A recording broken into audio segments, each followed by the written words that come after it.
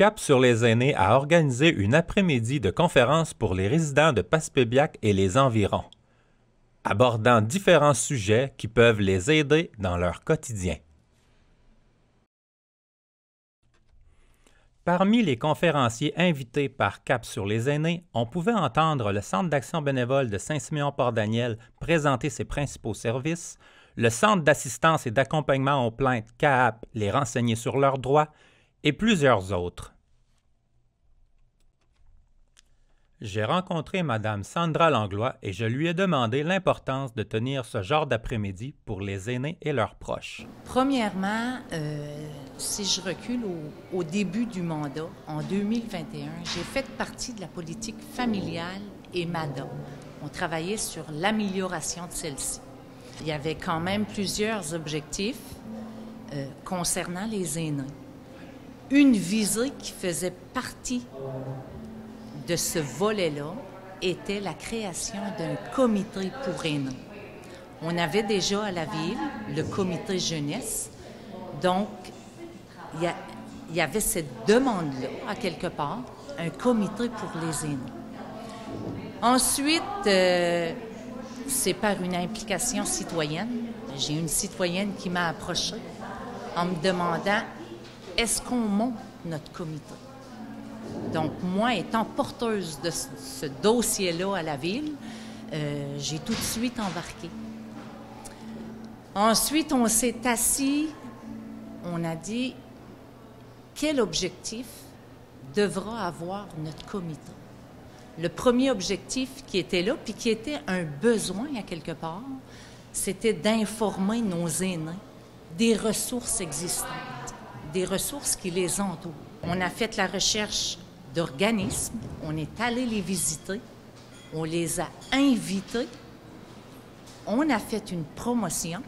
D'ailleurs, Yannick Boudreau, aux communications de la ville, nous a quand même beaucoup aidés. Puis ça a aussi parti de bouche à oreille. Donc, aujourd'hui, quand je regarde le résultat, une salle quasi pleine, au moins 60 aînés, ça me dit que le comité a réussi à atteindre cet objectif-là, parce qu'à quelque part, on est parti de rien, si vous voulez, d'un simple objectif pour arriver à ce résultat-là. Donc, le besoin était présent. J'ai su 22 conférences en 3 ans, c'est très impressionnant. Puis, je me demandais, est-ce que les citoyens, est-ce qu'ils ont leur mot à dire un peu sur les intervenants qui sont invités, ou c'est un peu la ville qui décide, ou il y a quelqu'un qui va sur le terrain voir qui peut être disponible?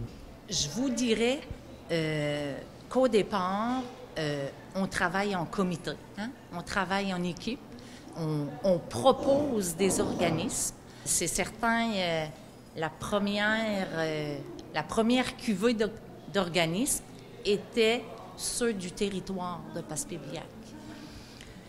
Puis je ne vous cacherai pas qu'aujourd'hui, après 3 ans, c'est les organismes qui nous approchent. Parce que c'est une belle vitrine, une belle promotion de leur organisme ici, venir aux événements de Cap sur les aînés. Est-ce que c'est seulement réservé aux résidents de Passepébiac ou il peut y en avoir des environs aussi? C'est certain, notre premier but, c'est qu'on veut des gens de Passepébiac. C'est pour eux au départ. Mais par contre, on accepte toutes les personnes des municipalités avoisinantes. Ils sont les bienvenus. Mais moi, je te félicite. Là, c'était un succès l'événement, puis continuez comme ça. Ben, merci beaucoup, en espérant que ça se continue. Parce que moi, malheureusement, je dois clore mon dossier le mois prochain en espérant que ça continue.